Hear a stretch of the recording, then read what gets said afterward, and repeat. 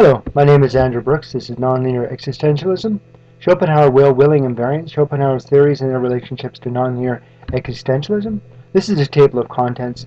I'll just give a briefly overview of this presentation, how it relates to non-linear existentialism, and also to Kant, and of course over to author Schopenhauer and his idea of will and willing. This is the detailed table of contents. I won't be reading everything, of course, within the time limits, but I'll kind of give you an idea, and towards the end I'll give more details as written out. Basically, the idea of this is going between that is a phenomena and nomenon. The idea of what is experienced by the mind, and nomenon, an object independent of the mind, what Kant said. Basically, a thing of itself is what it is beyond what an individual sees or perceives he sees or she sees. And in this quote is basically giving the idea that perhaps if we can never actually perceive it as it truly is, why even be bothered, why even be concerned about it? With the idea of transcendental idealism, which we mentioned in the previous presentation about Kant and Nietzsche, just with what Kant basically says that things such as time and space are a priori synthetical knowledge that can be drawn upon, that things that are basically within individuals so they can experience the outside world. And I just mentioned this one because with Schopenhauer he does refer to Kant quite a bit and also does mention transcendental idealism. Another thing that Schopenhauer does in his dissertation, and it's a sufficient reason, he goes in the idea of what cause and reason is. It's very important that basically the cause is the fact that results in something happening. For NL, it's reducing the cerebral energy difference between the non-optimal wants baseline activity level and the primary needs baseline activity level, or as referred to many times before as RI is equal to zero, or the residual incongruities are equal to zero. And for reason is something that works within this cause. So why something happened within a system occurs, or how the elements interact in a manner that can be empirically and objectively verified based on the cause. So if you're going to say that, let's say, a storm is a cause for everything to happen within a system, then if you have a basement failure, you can say that the house crashed out because you had basement failure, and this all works within the scenario of the cause that caused the storm. So authors Schopenhauer, the two works are going to be on the fourfold root of the principle of sufficient reason, and this is his actual PhD dissertation, and later on work is Will and Presentation, Volume 1. Basically, going back to the idea of negative feedback loop and positive feedback loop, Schopenhauer in no way talks about negative and positive feedback loops, or that the fact that negative feedback loop reduces variance from a set point and positive feedback loop increases variance from a set point. But as I will show later on, that it appears that some of the contradictions in his work perhaps are because he doesn't understand that the mind is a biological entity and it can possibly work on not just negative feedback, which he talks about in a way when he's talking about willing and the idea of going towards a common set point or equilibrium, and why even bother, because you can't go beyond that. But if you go to the idea that there's also the possibility of a positive feedback loop, which can increase the set point, then his concerns about the meaning of life can be somewhat abridged. But this will be mentioned later on. I won't read into this one too much, but basically what I take in red is Schopenhauer's four ideas that I mentioned before. These are going to be within the fourfold root of the principle of sufficient reason, and those are going to be being, knowing, becoming, and willing. And what I did is basically took the idea of nonlinear existentialism, as was talked about before, as being positive and negative feedback loops, and just basically just showing how in black what the equivalent NLE parts of the system are, and the red is what Schopenhauer would relate it to, or I would relate to Schopenhauer. Again, these are going to be the four that were mentioned in red before, and I won't go too much into these quotations, but please read them. And all of these is just trying to relate NLE to Schopenhauer's work and just take it further, saying that if there is going to be some type of beginning similarities between non-linear existentialism and Schopenhauer's work, it can be extended into saying why with NLE that we don't have an issue with the idea of nothingness, of nihilism, whereas he does. And that's where I'm going to get into the idea of why there's, in non-linear existentialism, you have both negative and positive feedback loops working. One is more important than another throughout life, and so it varies the set point. And but please read these in detail. These are direct from his works, and I'll give the sections at the top. And this is an important one, willing. I'll note later on that Schopenhauer, very important, is will and the idea of willing, where will does not seem to be, it seems to be an underlying force or a thing in itself which comes into the individual can experience, whereas willing is going to be an objectified part of the process, whereas one has no form and one does have form. And for Schopenhauer, willing does have form, and is to the law of motives. So as we'll argue later on, that if we can say willing, underlining the idea of energy, whereas will is energy without form, willing is energy with form. So the law of motives is going to be of the idea that if you can will towards a form, willing towards a form, that's going to be the difference. Again, another quotation from Schopenhauer, and this is his big one. Basically, will is thing in itself. A phenomenon means presentation and nothing beyond that. I underlined he did not. Every presentation, whatever sort it may be, every object is a phenomenon, but thing in itself is solely will. So again, one has form, one does not have form. He's going with this one again, just the idea of a purpose, whereas a natural force does not have a purpose, so will is just it. You don't have to explain it. It is the beginning, what set things in motion. If you discuss things within that system, then you start getting the idea of cause. So will does not have, will is cause, where willing is basically reason within that. Just going in so far to further show the similarity between, or presentation between, Schopenhauer and Kant. And for the bottom here is, again, underlining this myself, for the thing in itself is supposed to be, just as Kant held, free of all forms. Again, just going into the idea of showing his thoughts towards, he's going towards the idea of nothingness, and this is kind of interesting when he goes to the aesthetic experience. All willing originates from need, thus from lack, thus from suffering.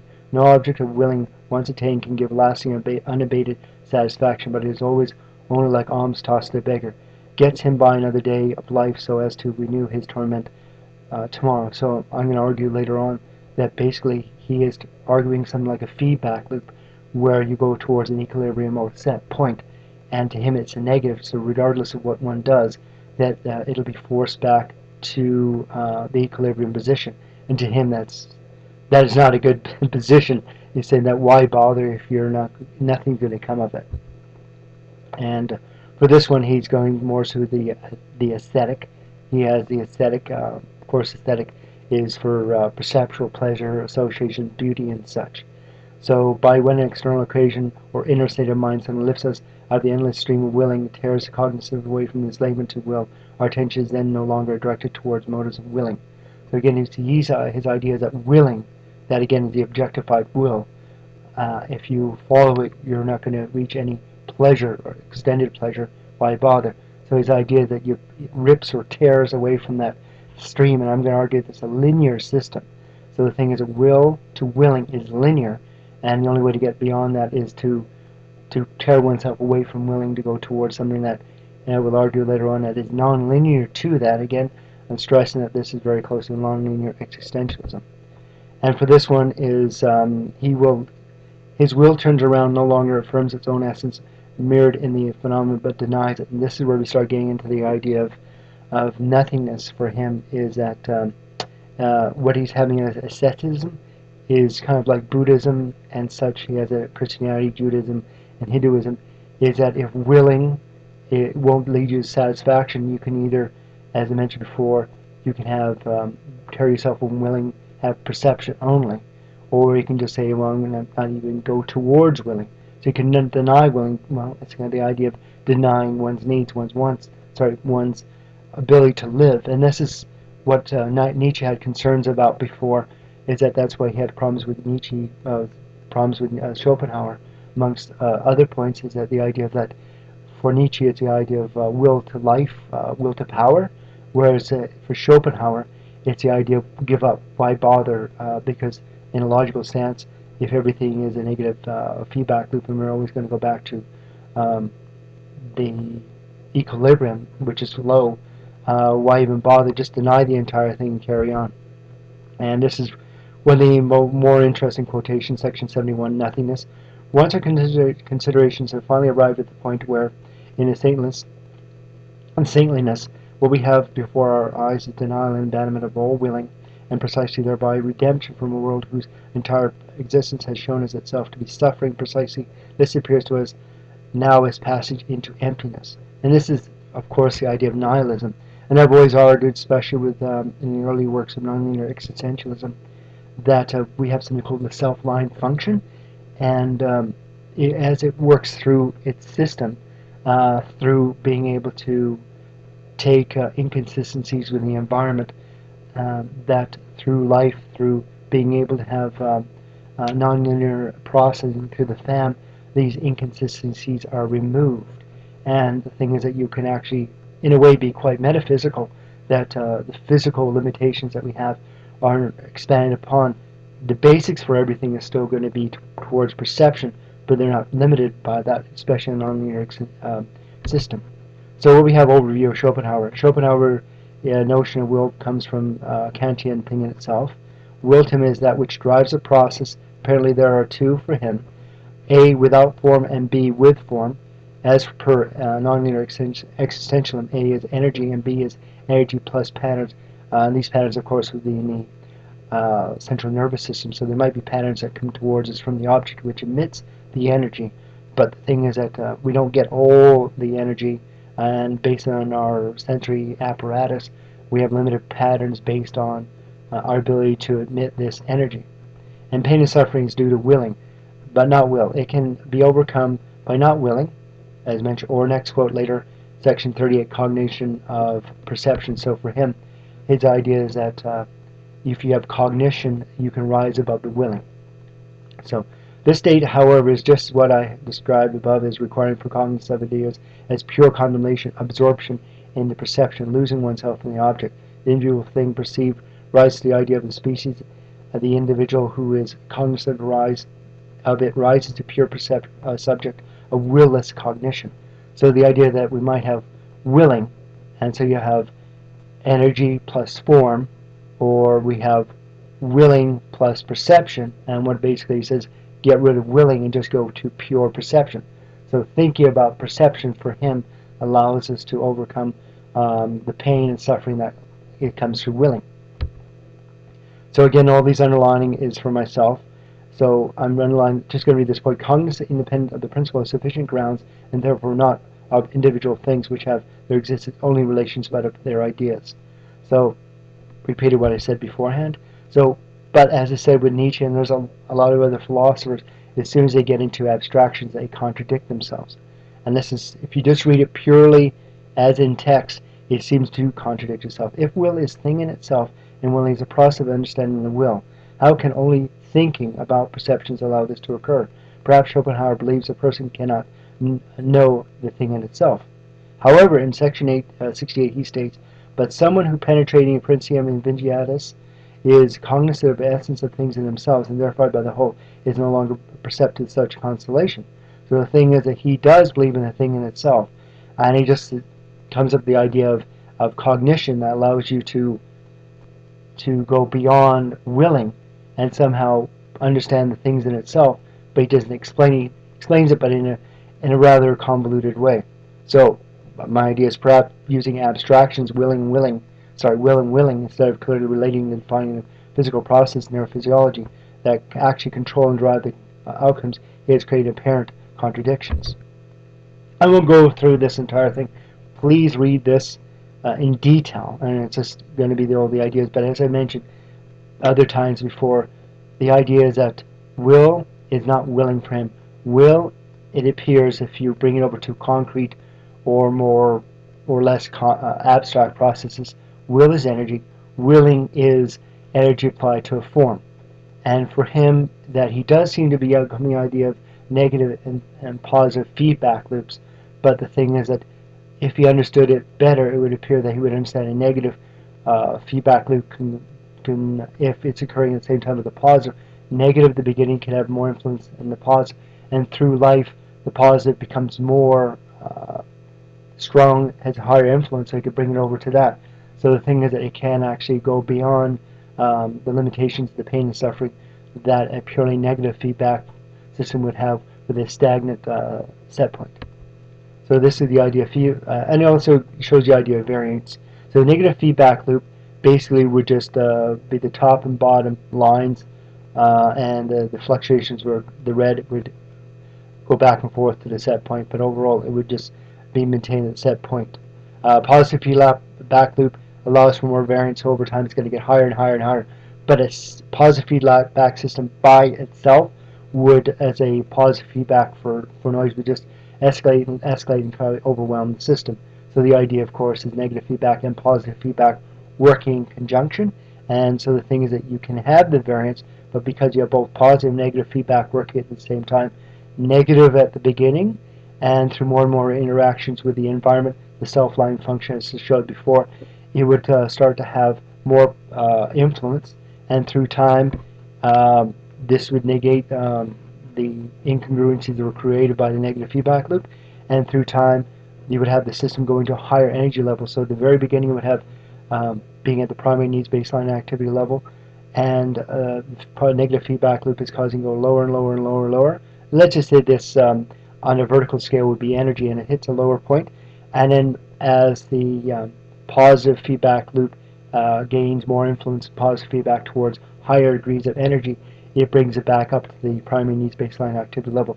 And it's mentioned many times before, the positive feedback loop always goes towards more and more energy, but because of the patterns that are stored, that are very influential in the development in the life of the individual, the thing is that that's always going to be the positive feedback loop towards energy. Cerebral energy is always going to be fighting against it. So that's why it is positive. It's always fighting against it. It doesn't need any other break itself. It's always going towards. And as I've mentioned, I believe that this system is going to be the limbic system, and it's going to be allowing for this to occur. So excuse me for a second. So more quotes. What I've done in here is taken his and getting an idea of relations. I believe he also has the problems with it. He thinks everything is direct and linear relationship. And what I do is this red one is just going to one of his quotations and inserting direct and linear for a relation and saying that this is how it appears. And again, with this one, it's going to be, again, relations. And this is the primary part of his work. For him, relations is very, very important. That we have a first book one-sided approach to book one. What he basically says is that the relationship between external and internal, between the object and the subject, is primary and is all deterministic on it. And for sciences, for him, he believes that sciences have a relation, but he doesn't mention that there's anything but a direct linear relation. Again, the red parts are mine. And so the thing is that what I think is that what is happening, and of course, he appears to understand the idea that there's nonlinear systems, but whenever he's talking about relations, it always appears, because you mentioned science, that it's linear, that it's you measure, you quantify it. But as I've said, that there's just more than just quantity, there's also quality. Quality is an internal standard. An internal standard, as I've said before, is from the non-linear existentialism. So this is kind of like an overview. Please read it in detail, but it's just showing again why there might be some, why his original ideas, which are very much like neurophysiology, and why he doesn't carry them forward. He does talk about feedback systems, which is a neurophysiological and physiological process, but he seems to go wayward. And this is kind of like nonlinear existentialism, interactions resulting from environment, object, and subject.